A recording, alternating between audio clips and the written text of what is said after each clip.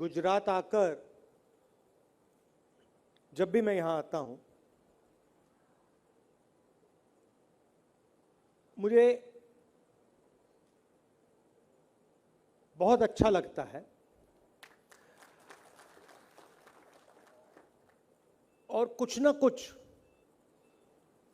हर बार कुछ ना कुछ सीखने को मिल जाता है।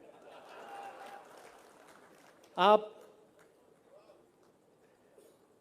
यूनिक तरीके से काम करते हो।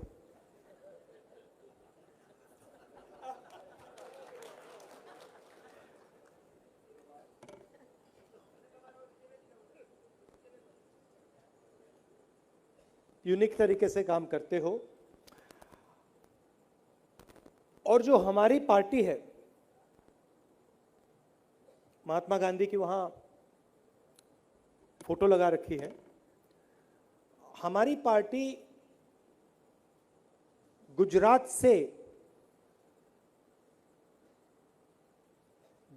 पैदा हुई है। मतलब उस समय हर प्रदेश में कांग्रेस पार्टी उठी थी, मगर जो विचारधारा थी, जो डायरेक्शन थी, वो एक गुजराती ने दी थी। उसमें नेहरू जी थे, सरदार पटेल जी थे, सुभाष चंद्र बोस थे, बहुत सारे लोग थे, मगर जिसको स्ट्रेटेजिक डायरेक्शन कहते हैं वो महात्मा गांधी ने दी थी। और बाकी लोग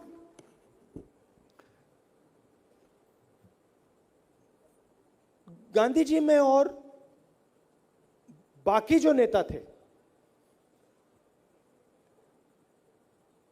उनमें एक बहुत बड़ा फर्क था। मेरे परदादा भी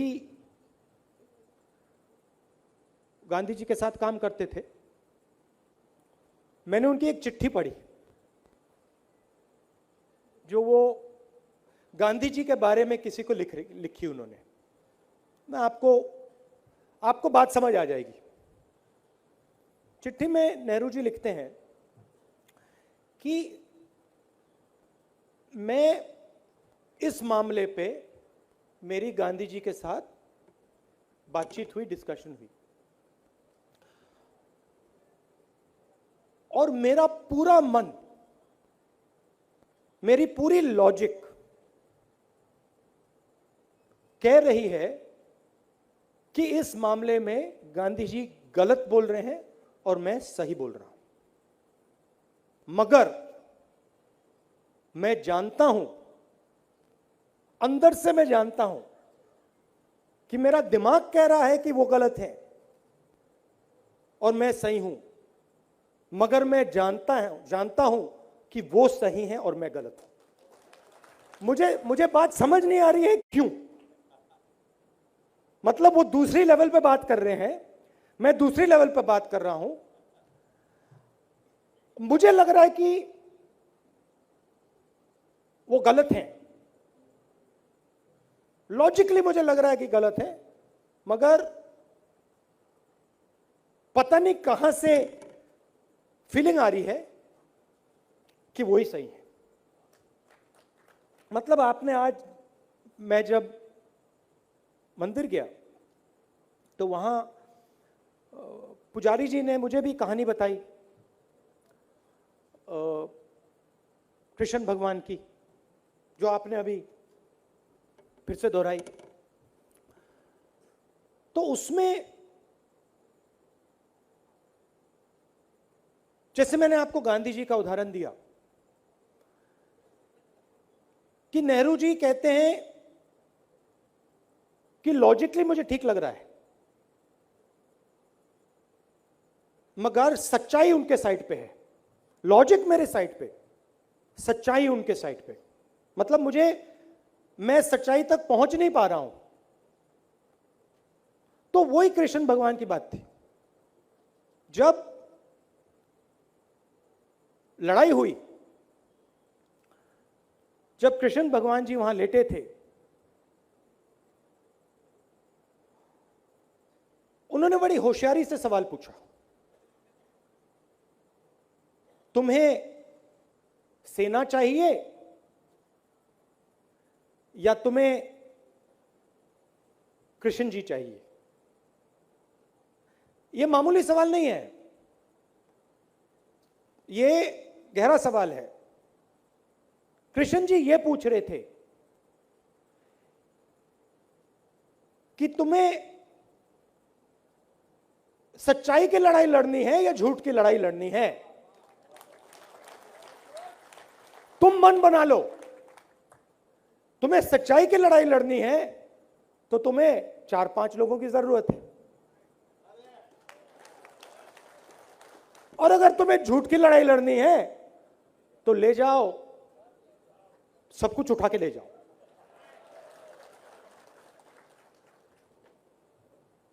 सौ भाई चाहिए वो ले लो,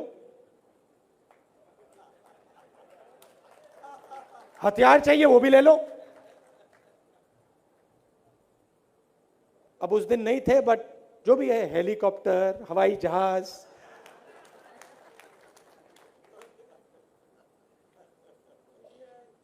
सीबीआई, ईडी, मीडिया, पुलिस,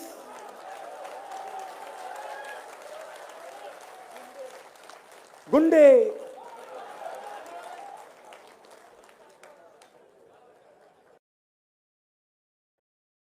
हर रोज कोई ना कोई नया कपड़ा। तो गुजरात हमें यह सिखाता है कि एक तरफ सत्ता हो, सीबीआई हो, ईडी हो, कौरव हो, कुछ फर्क नहीं पड़ता, वो माया है,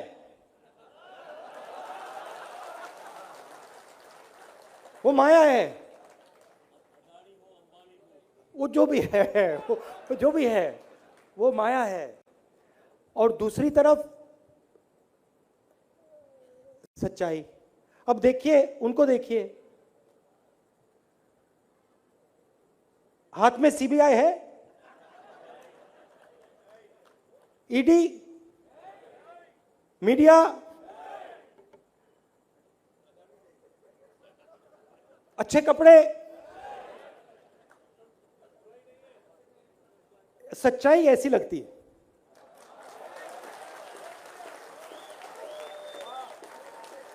सच्चाई बड़ी सिंपल होती है,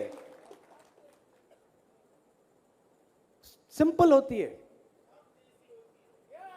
अब सुनिए, तो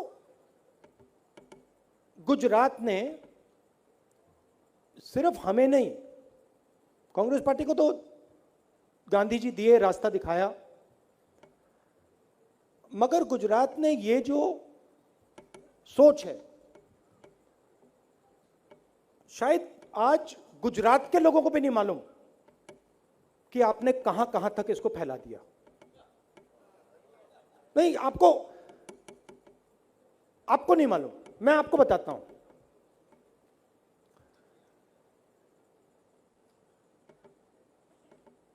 नाइनटीन 1990s की बात है,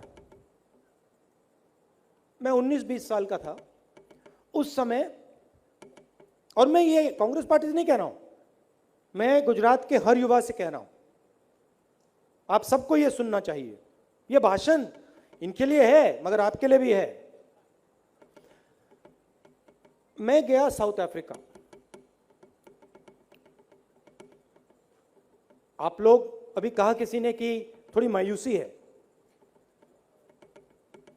तो उसको मिटाने के लिए मैं ये आपको समझा रहा हूं, बता रहा हूं।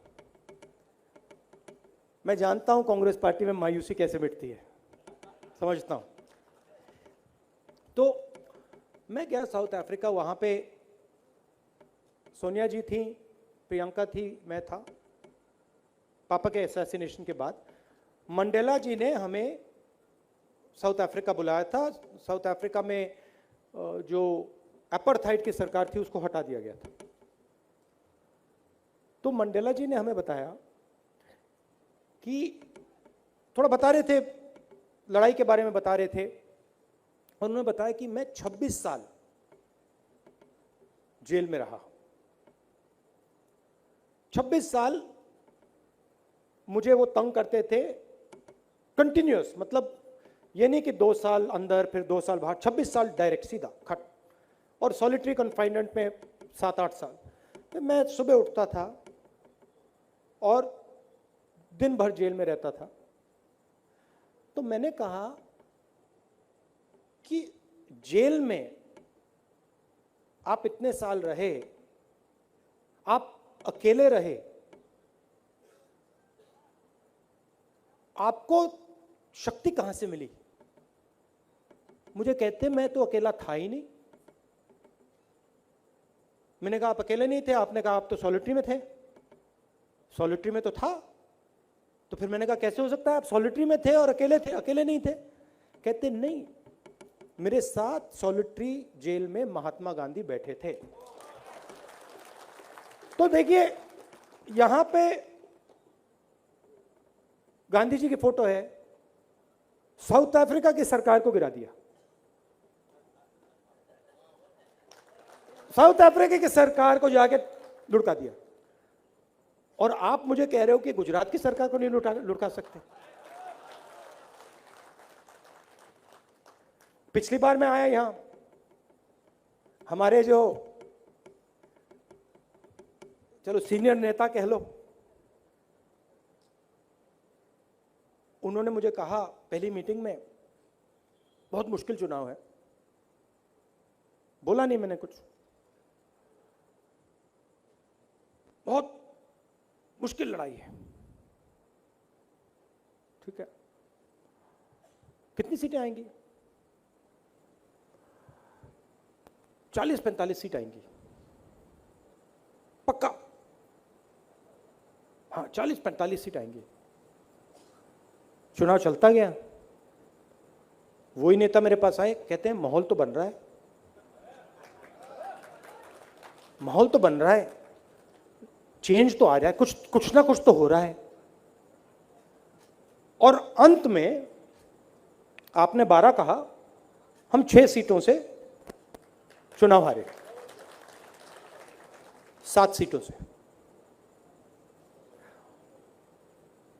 और उस टाइम जो हालत थी मैंने देखी, इस टाइम जो हालत है मुझे दिख रही है। तो ये जो आपका चुनाव है ना, ये आपके माइंड में कंफ्यूजन है, ये आपका जीता हुआ चुनाव है। चुनाव खत्म हो गया है, आप लोग जीत गए हो। बस आप इस बात को एक्सेप्ट नहीं कर रहे हो। आप एक्सेप्ट ही नहीं कर पा रहे हो। मैं समझता हूं क्यों, क्योंकि अगर मैं आप जैसा 25 साल के लिए हर रोज यहां पे बीजेपी के सामने होता तो मेरी भी कॉन्फिडेंस पे थोड़ा धक्का पड़ता, क्यों नहीं?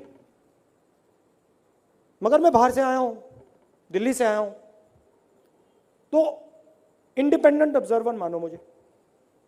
पिछली बार भी आया था और मैंने आपसे कहा था कि देखो भैया, ये चुनाव जीता जा सकता है। और मैं आपको यहां कह रहा हूं कि ये चुनाव आप लोग जीत गए हो। बट बस अब आपको उस बात को एक्सेप्ट करना है। अब गुजरात की जनता आपके ओर देख रही है। आप सोच रहे हो कि आप लोग बीजेपी से तंग हो। जितना आपका नुकसान किया है उससे 10 गुना ज्यादा बीजेपी ने गुजरात की जनता का नुकसान किया है। यहां पे कांग्रेस पार्टी के किसी व्यक्ति का गला काटा, नहीं काटा। कोविड में यहां पे 3 लाख लोग मरे। गुजरात के लोग थे, गुजरात के किसी का भाई, किसी की माता, आपके भी बहुत सारे फैमिलीज के लोग कोरोना से मरे होंगे। दिखाओ, हाथ उठा के दिखाओ, ये देख लो, ये कैमरा चलाओ जरा यहां पे, ये देखो। और गुजरात का हर परिवार, अगर आपने ये सवाल पूछा तो हर परिवार हाथ उठा के कहेगा हां, मेरा भाई, मेरे माता, मेरे पिता, मेरा बच्चा कोविड के कारण मर गया। कहते हैं गुजरात मॉडल है, ठीक है, गुजरात मॉडल है, तो गुजरात मॉडल में गैस सिलेंडर नहीं थे, ऑक्सीजन सिलेंडर नहीं थे। गुजरात मॉडल में वेंटिलेटर नहीं थे। मैंने अपनी आंखों से देखा, सड़क पे, हॉस्पिटल के सामने, गाड़ी के अंदर लोग मर रहे थे। तो ये जो बीजेपी की राजनीति है, ये गुजरात का नुकसान कर रही है। बेरोजगारी, जो आपकी स्ट्रेंथ है, गुजरात की स्ट्रेंथ क्या है बताओ मुझे। मैंने आपको सच्चाई की बात बोली, बताओ क्या स्ट्रेंथ है। बिजनेस, बिजनेस में किस प्रकार का बिजनेस?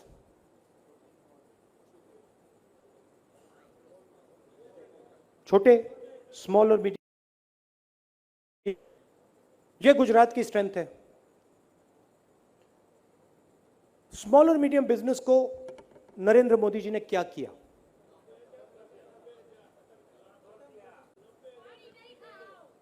हाँ, खत्म कर दिया। जीएसटी, नोटबंदी, कोरोना के समय उनके जो एक्शंस थे, उन्होंने गुजरात की रीढ़ की हड्डी को तोड़ दिया, बैकबोन को तोड़ दिया। और गुजरात इस बात को समझ रहा है। ये आप मत सोचिए कि गुजरात को ये बात समझ नहीं आ रही है। गुजरात देख रहा है कि हमारी स्ट्रेंथ होती थी स्मॉल मीडियम बिजनेस, हमारी स्ट्रेंथ होती थी इनोवेशन, हमारी स्ट्रेंथ होती थी देश को रास्ता दिखाने की, सब उड़ा दिया।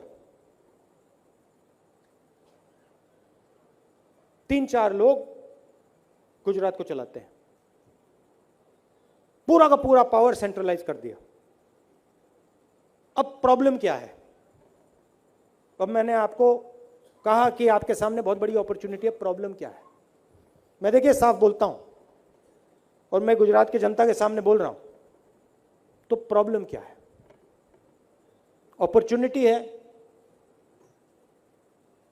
बीजेपी एक साइड, दूसरी साइड कांग्रेस पार्टी।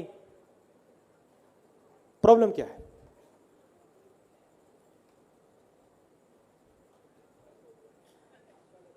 नहीं, जोर से बोलिए। हाँ, प्रॉब्लम यह है कि जब गुजरात की जनता कांग्रेस की ओर देखती है तो उनको क्लियरली कांग्रेस क्या करना चाहती है, उसको कैसे करना चाहती है और उसको कौन लोग करेंगे, वो पहचान नहीं पा रहे। वो हमारे ओर देखते हैं, कहते हैं यार कांग्रेस पार्टी को जिताना तो चाहते हैं हम, मीडिया उनके साइड है, तो थोड़ा कंफ्यूजन रहता है, पूरा मीडिया उनके बारे में बोलता है, हमारी बुराई करता है 24 घंटे 24 घंटे। तो वो कंफ्यूजन हमें क्लियर करना है। कांग्रेस क्या करेगी, कैसे करेगी, और कांग्रेस पार्टी में कौन कौन लोग इस काम को पूरा करके दिखा देंगे। अब इसमें दूसरा सवाल उठता है, कंफ्यूजन कहां से आता है।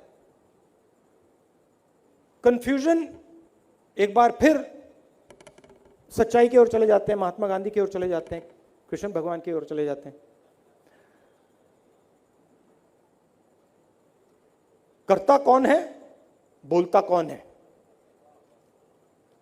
इसमें डिस्कनेक्ट है कांग्रेस पार्टी में। एक तरफ वो लोग जो 24 घंटा लगे रहते हैं, जमीन से जुड़े हैं, बीजेपी से लड़ते हैं, लाठी खाते हैं, और दूसरी तरफ बहुत सारे लोग जो एसी में बैठते हैं,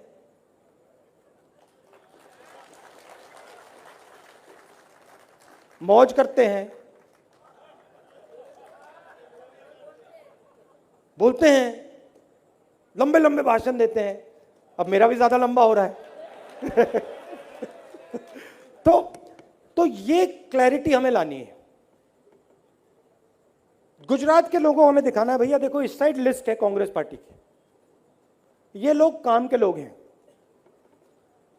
ये लोग जमीनी लोग हैं, ये लड़ जाएंगे, ये गुजरात को रास्ता दिखा देंगे और करके दिखा देंगे। और इस तरफ ये लोग हैं, ये डिस्टर्ब करते हैं, बीजेपी इनको ले जाइए।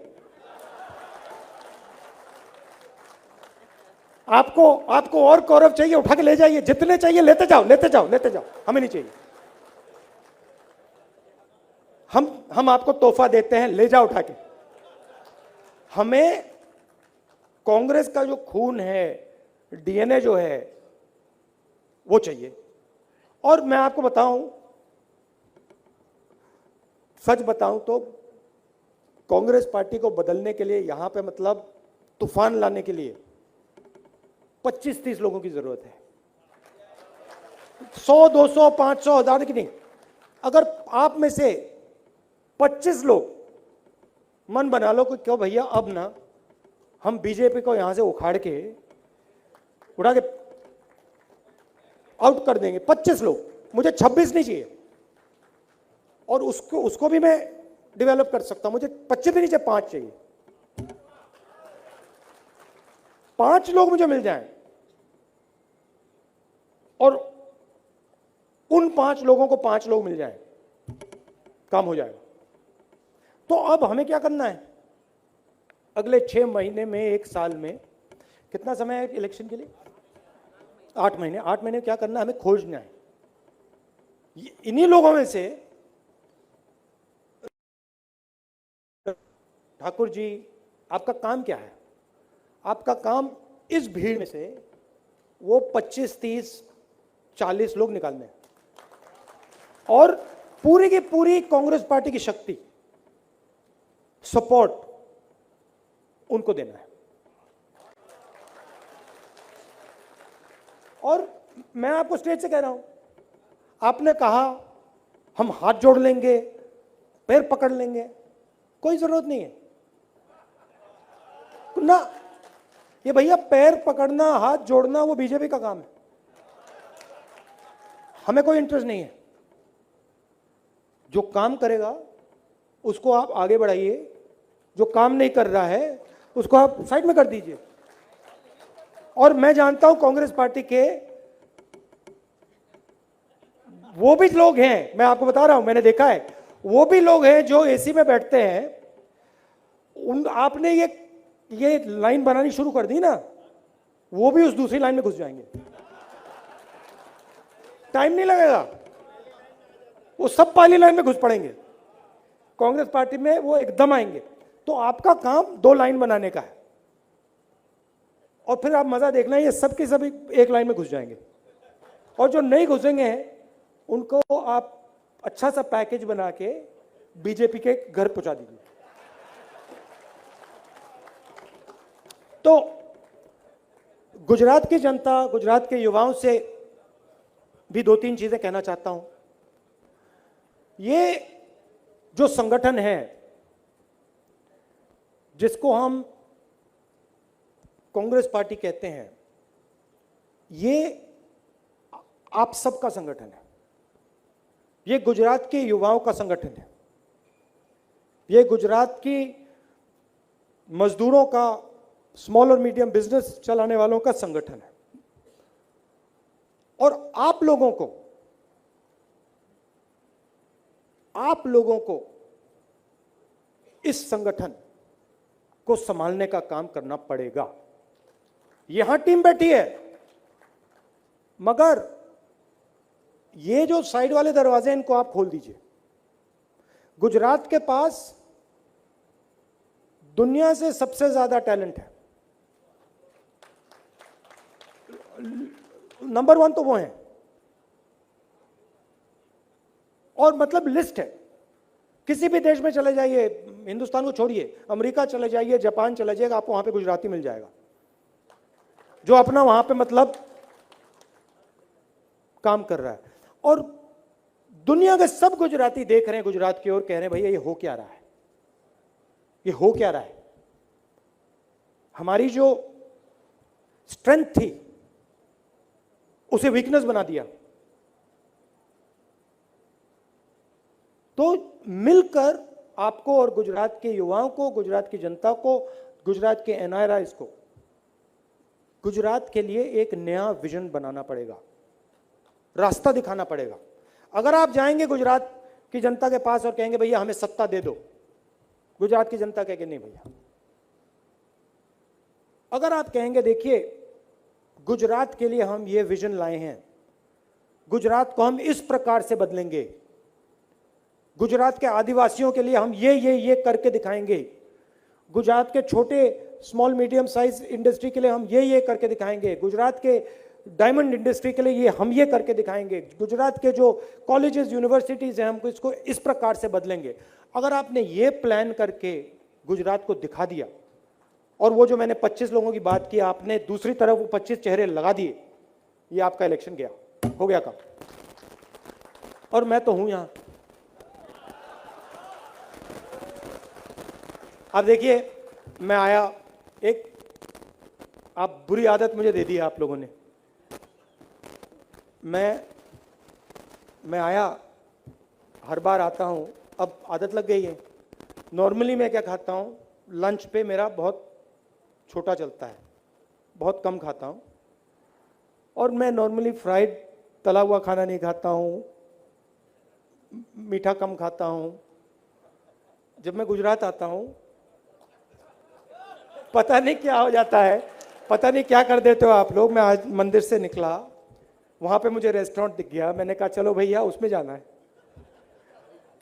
और नॉर्मली मैं, बड़ी थाली रख दिया आपने मेरे सामने,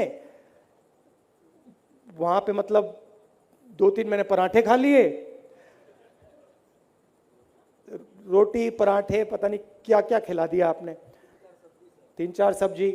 तो मुझे यहाँ खाना भी अच्छा लगता है, गुजरात के लोग भी अच्छे लगते हैं, आपसे सीखने को मिलता है।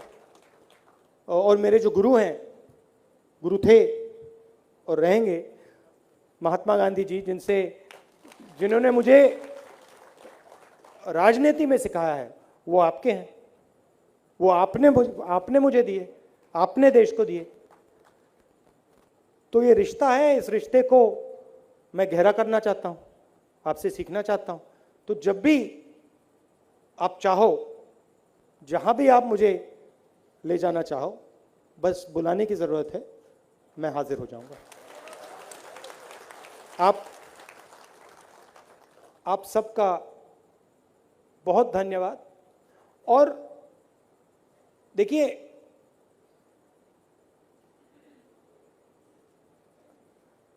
लड़ाई खत्म होने से पहले मैं आपसे एक ही चीज मांगता हूं, 2 चीजें नहीं मांगूंगा। एक चीज मांगता हूं, लड़ाई खत्म होने से पहले हार कभी नहीं माननी चाहिए। लड़ाई के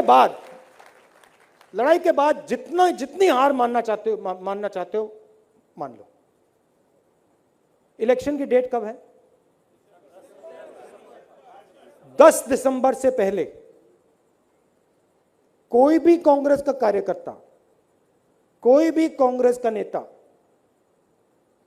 हार नहीं मानेगा। ये आप मुझे दे दो, ये दे दो और मैं आपको कह रहा हूं कि आपका चुनाव आप लोग जीत गए हो। धन्यवाद।